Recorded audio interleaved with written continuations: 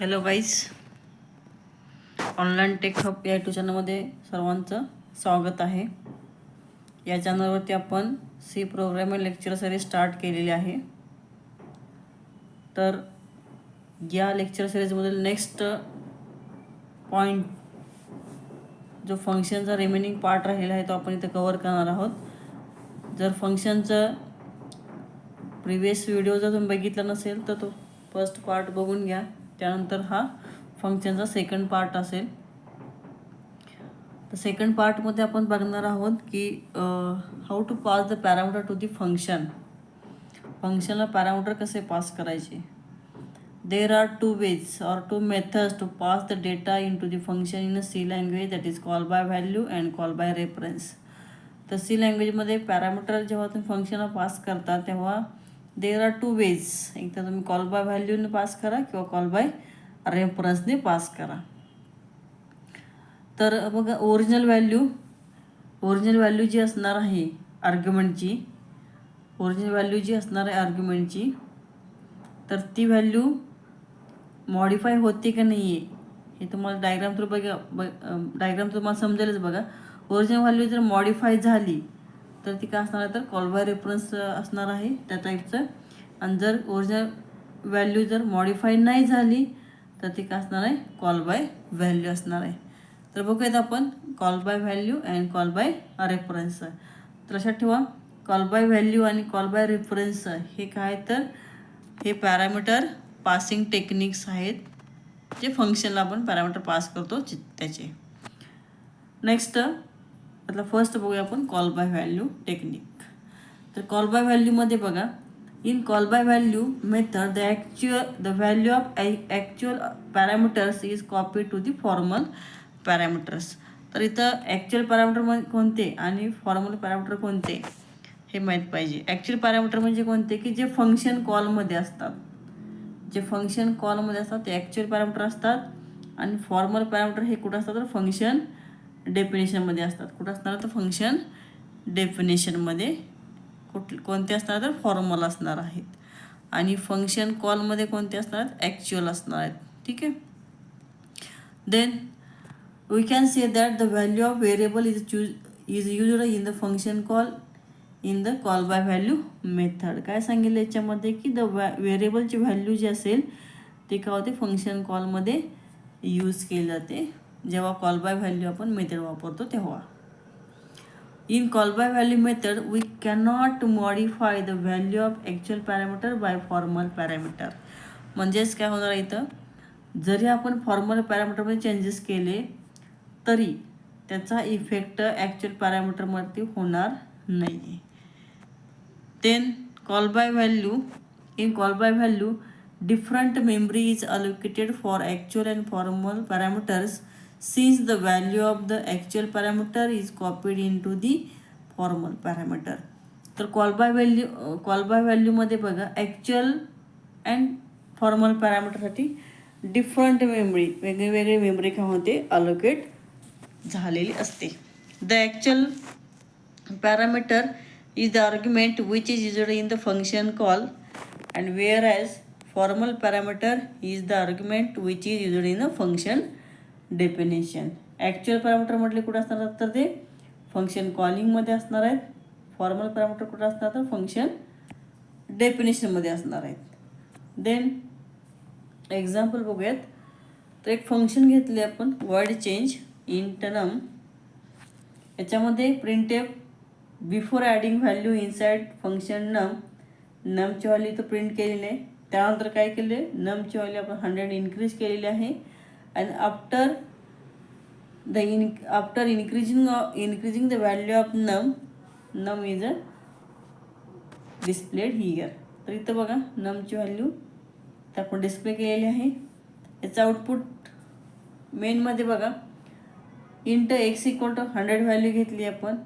Function call करण्या अगोदर value print करून घेतलेली आहे. त्यानंतर काय केलं, चेंज नावाचं फंक्शन कॉल केलेलं आहे की ज्याला इथं आपण पॅरामीटर काय पास केला, एक्स हा पॅरामीटर हा काय असणार आहे, तर हा ॲक्च्युअल पॅरामीटर असणार आहे. काय असणार आहे, ॲक्च्युअल पॅरामीटर असणार आहे का.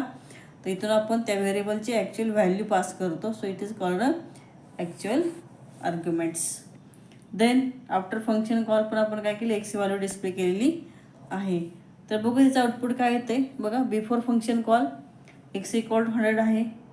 Before adding the value inside function इथं पण 100 असणार आहे.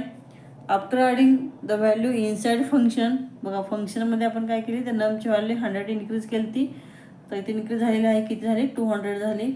आणि आफ्टर फंक्शन कॉल परत आपण काय केलं, एक्स व्हॅल्यू प्रिंट केलेली आहे. तेव्हा मात्र एक्स व्हॅल्यू किती आहे, ओरिजिनलच आहे. एक्स व्हॅल्यू चेंज झालेली नाही. ठीक आहे. तर हा आहे call by value concept. Call by व्हॅल्यूमध्ये the formal parameter does not affects on actual parameter. Formal पॅरामीटरचा ॲक्च्युअल पॅरामीटरवरती कोणताही इफेक्ट होत नाही. त्यानंतर बघूयात कॉल बाय रेफरन्स.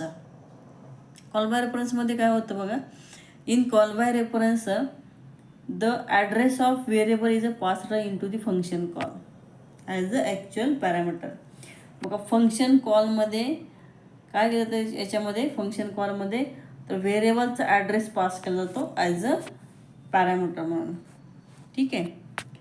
तर इकडे कॉल बाय व्हॅल्यूमध्ये काय केलं तर आपण फंक्शन कॉलमध्ये काय पास केलं तर आपण फंक्शन कॉलमध्ये व्हॅल्यू पास केली ती. काय पास केली ती, व्हॅल्यू. इथं काय पास करतोय आपण, त्या व्हेरिएबलचा ॲड्रेस पास करतोय.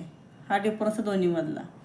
The value of the actual parameter can be modified by changing the formal parameter since the address of the actual parameter is a passed. बरं, जर तुम्ही ॲक्च्युअल पॅरामीटरमध्ये काही चेंजेस केले तर जर तुम्ही फॉर्मल आर्ग्युमेंटमध्ये काही चेंजेस केले तर त्याचा इफेक्ट कुठं होतो, ॲक्च्युअलवरती होतो. समजा फॉर्मल आर्ग्युमेंट ए आणि बी आहेत, तर याच्या व्हॅल्यू चेंजेस केल्या तर याच्या ॲक्च्युअल जे आर्ग्युमेंट असणार आहेत तर त्या ॲक्च्युअल आर्ग्युमेंटवरती काय होणार, त्याचा इफेक्ट होणार आहे. Then in call by reference the memory allocation is similar for both formal parameter and actual parameter. All the operations in the function are performed on the value stored at the address of actual parameters. बघा, याच्यामध्ये जेव्हा call by reference तुम्ही काय करता, function call करता तेव्हा जे काही फंक्शन्समधले ऑपरेशन्स असतील ते ऑपरेशन्स काय होतील व तर जी काही ॲड्रेसची व्हॅल्यू असणार त्या व्हॅल्यूवरती काय होणार आहे तर परफॉर्म होणार आहेत. And the modified value gets stored at the same address. आणि त्याच ॲड्रेसला काय होते, मॉडिफाय झालेली व्हॅल्यू पण काय होते, डिस्प्ले होते. एक्झाम्पल बघायचं तर बघा, वर्ड चेन इंट पॉइंटर नम. इथं आपण नमची व्हॅल्यू काय केली, प्रिंट केली ॲड करायच्या अगोदर. नंतर नममध्ये काय केलं, 100 ॲड करून घेतलेलं आहे. आणि ॲडिंग झाल्यानंतर काय केलं जाईल, परत फंक्शन व्हॅल्यू प्रिंट केली जाईल कशाची, नम या व्हेरिएबलची. त्यानंतर मेनमध्ये काय केलं, एक्सची व्हॅल्यू किती घेतली आपण, 100 घेतलेली आहे. Before function call value print केली. इथं फंक्शन कॉल करताना बघा कसं कॉल केलेलं आहे. काय कॉल केलं इथं, चेंज ॲड्रेस ऑफ एक्स. म्हणजे काय पास केला इथं, पासिंग रेफरन्स एक्सचा ॲड्रेस पास केलं आहे आपण. ठीक आहे. आपण बघतोय कॉल बाय रेफरन्स म्हणजे काय पास केले ते कॉलिंग करताना ॲड्रेस पास केलेला आहे व्हेरिएबलचा. आणि त्यानंतर काय केलं आपण, एक्सची व्हॅल्यू प्रिंट केलेली आहे. तर याच्यामध्ये आउटपुट बघा काय येईल. पहिल्यांदा येईल बिफोर फंक्शन कॉल 100 असणार आहे. त्यानंतर before adding value inside function तेव्हा पण काय असणार, 100 असणार आहे. जेव्हा आपण 100 व्हॅल्यू काय करतो, ॲडिशन करतो तेव्हा होईल 200. आणि आफ्टर फंक्शन कॉल पण काय असेल, 200. ज्याच्यामध्ये काय झालं तर फंक्शन कॉलिंग जेव्हा आपण कॉल बाय रेफरन्सने करतो, कशाने करणार आहे, कॉल बाय रेफरन्सने करतो, तेव्हा काय होतं, जर तुम्ही फॉर्मल पॅरामीटरमध्ये काही चेंजेस केले, कशामध्ये फॉर्मल पॅरामीटरमध्ये काही चेंजेस केले तर त्याचा इफेक्ट कुठं होतो तर ॲक्च्युअल पॅरामीटरवरती इफेक्ट त्याचा होत असतो. ठीक आहे. देन नेक्स्ट बघूया, तर दोन्हीमध्ये डिफरन्स बघा, कॉल बाय व्हॅल्यूमधला आणि कॉल बाय रेफरन्समधला डिफरन्स बघूया. आता कन्सेप्ट बघितलं आतापर्यंत दोन्ही आपण विथ एक्झाम्पल पण बघितलेलं आहे. आता बघूयात काय कॉल बाय व्हॅल्यू आणि कॉल बाय रेफरन्समधला difference. A copy of value is passed in to the function. Call by व्हॅल्यूमध्ये काय होतं तर व्हेरिएबलची किंवा पॅरामीटरची काय होते तर व्हॅल्यू पास होते. इकडे काय पास होणार आहे, ॲड्रेस पास होणार आहे. त्यानंतर changes made inside the function is limited to the function only. जर तुम्ही फंक्शनमध्ये पॅरामीटरच्या व्हॅल्यूमध्ये काही चेंजेस केले तर त्याचा इफेक्ट ही ॲक्च्युअल पॅरामीटरवरती होत नाही. कशामध्ये, कॉल बाय व्हॅल्यूमध्ये. पण इकडं changes made inside the function validate outside the function also.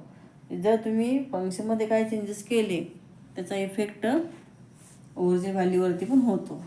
Then actual and formal arguments are created at the different location. बघा, कॉल बाय व्हॅल्यूमध्ये ॲक्च्युअल आणि फॉर्मल आर्ग्युमेंट हे डिफरंट लोकेशनला क्रिएट होतात. पण कॉल बाय रेफरन्समध्ये ॲक्च्युअल आणि formal arguments हे सेम मेमरी लोकेशनला क्रिएट होतात. हा एक डिफरन्स आहे दोन्हीमधून. देन नेक्स्ट कन्सेप्ट बघूया आता, रिकर्जन. रिकर्जनमध्ये बघा काय सांगितले तर recursion is a process which comes into existence when a function calls a copy of itself to work on smaller problem. In short लक्षात काय ठेवायचं, जर एखादं फंक्शन काय करतं तर स्वतःलाच कॉल करते, स्वतःलाच काय करणार आहे इथं कॉल करणार आहे यावेळी. तर यावेळी हे यावेळी काय होतं फंक्शनची बॉडी एक्झिक्यूट होणार आहे. त्या फंक्शनला किंवा हे जी काही प्रोसेस आहे या प्रोसेसला म्हटलं तर रिकर्जन आणि त्या फंक्शनला काय म्हटलं रिकर्जिव्ह फंक्शन म्हटलं जाते. ठीक आहे. त्यानंतर बघा, any function which calls itself is called recursive functions and such function calls are called recursive calls. Recursion involves several number of recursive calls. However, it is important to impose a termination condition of a recursion. Recursion code is shorter than iterative code. However, it is difficult to understand. Recursion code हा काय असतो तर iterative कोडपेक्षा काय असतात small असतो. त्यामुळे तो understand होण्यासाठी कसा आहे तर डिफिकल्ट आहे. देन बघा, रिकर्जन रिलेटेड अजून काही पॉईंट्स बघूयात आपण. Recursion cannot be applied to all the problems but it is more useful for the task that can be define in terms of similar sub task. Recursion तुम्ही all प्रोग्रामवरती किंवा all problem solve करायला use करू शकत नाही. काही प्रॉब्लेमसाठी तुम्ही ते यूज करू शकताय. For example, recursion may be applied to सॉर्टिंगसाठी अप्लाय करू शकताय, सर्चिंगसाठी करू शकताय, किंवा काही ट्रॅव्हल्सर प्रॉब्लेम्स असतात त्या ठिकाणी पण रिकर्जन तुम्ही यूज करू शकताय. Generally iterative solutions are more efficient than recursion since function call is always overhead.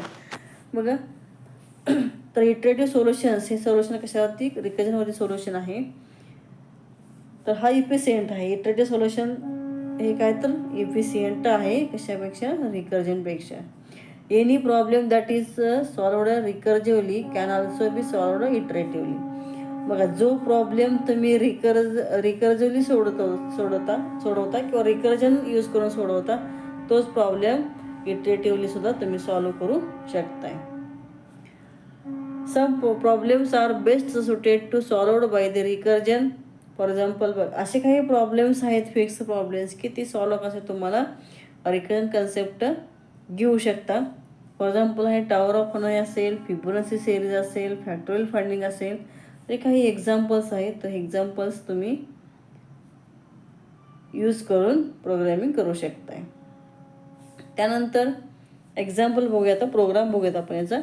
बघा, इथं काय घेतलं आपण int fact of int fact of काय घेतलं इथं इंट घेतलेलं आहे.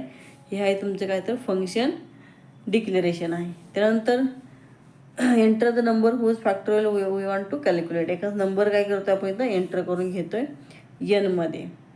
इथं काय केलं, या लाईनला फंक्शन कॉल केलेलं आहे. बघा, कॉल कसं केलं आहे F equal to fact of N. Function call कसं केलेलं आहे तर F equal to fact of N.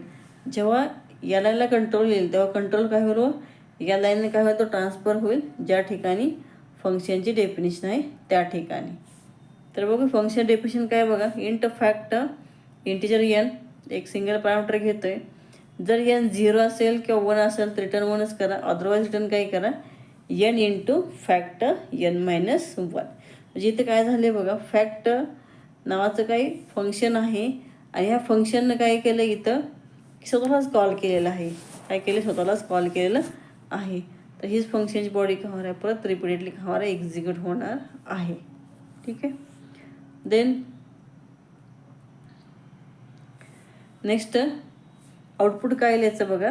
जर आपण काय केलं 5 एंटर केलं, जर 5 एंटर केलं तर आउटपुट काय मिळेल? 120 हे आउटपुट मिळेल. आता तेच एक्झाम्पल जो आहे प्रोग्राम ते आपण एक्झाम्पल थ्रू बघूयात बघा. इथे काय घेतलं आपण 5चं काय करतो? फॅक्टोरियल काढतोय. जेव्हा फर्स्ट टाइम फंक्शन कॉलिंग होईल रिकर्सिव्ह फंक्शन तेव्हा काय होईल? इथं रिटर्न 5 इंटू फॅक्टोरियल ऑफ 4 होणार आहे. किती येणार आहे? 5 इंटू फॅक्टोरियल ऑफ 4. त्यानंतर फॅक्टोरियल ऑफ 4 म्हणजे काय असेल? तर 4 इंटू फॅक्टोरियल ऑफ 3. नंतर फॅक्टोरियल ऑफ 3 काय असेल? 3 इंटू फॅक्टोरियल ऑफ दी 2. त्यानंतर 2 फॅक्टोरियल काय असेल? 2 इंटू फॅक्टोरियल ऑफ दी 1. आणि 1चा फॅक्टोरियल हा काय असतो? 1च असणार आहे. तर इथे काय होईल? तर फॅक्टोरियल ऑफ 0 इंटू 1 1च येणार आहे. 2 इंटू 1 काय येणार इथं? 2 येणार आहे. इथं फॅक्टोरियल ऑफ 2 किती येणार आहे? इथं 2. त्यामुळे 3 इंटू 2 किती? 6 येईल. त्यानंतर फॅक्टोरियल ऑफ 3 किती येणार आहे? तर 6 येणार आहे. किती येणार आहे? 6 इंटू 4 किती आलं? 24. आणि ॲट द एंडला काय असेल? फॅक्टोरियल ऑफ 4 किती असणार आहे? 24 असणार आहे. आता 24 इंटू 5 किती येईल? 120 येणार आहे. हे आहे काय? तर रिकर्जन फंक्शन न आपण काय केलं? प्रोग्राम केलेला आहे. ठीक आहे. तर बघूयात, समजलं असेल फॅक्टोरियल. आता फॅक्टोरियल म्हणजे काय? जर तुम्ही 5 एंटर केलं असेल तर 5 पासून 1पर्यंत जेवढे नंबर आहेत तेवढे डिजिट्स आहेत त्याचं सगळ्यांचं काय आलं? मल्टिप्लिकेशन. म्हणजे काय येतं? 4 into 5 into 4 into 3 into 2 into 1 हे काय असेल? फॅक्टोरियलची कन्सेप्ट असणार आहे. ठीक आहे. देन नेक्स्ट बघूयात काय आहे ते.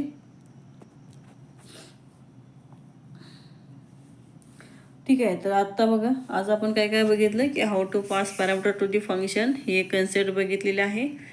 त्यानंतर आत्ता काय बघितलं आपण? तर रिकर्जिव्ह फंक्शन किंवा रिकर्जन फंक्शन. जर व्हिडिओ आवडत असेल तर नक्कीच चॅनलला सबस्क्राईब करा, व्हिडिओ लाईक करा आणि लिंक शेअर करा. असेच रोज नवीन नवीन व्हिडिओ, नवीन नवीन टॉपिक आपण घेऊन येत आहोत. थोड्याच दिवसामध्ये बाकीच्या लँग्वेजचे पण लेक्चर सिरीज आपण स्टार्ट करतो आहे. त्यामुळं चॅनलला सबस्क्राईब करून ठेवा जेणेकरून तुम्हाला व्हिडिओ अपलोड केल्यानंतर नोटिफिकेशन येईल. ठीक आहे. थांबूया. थँक्यू.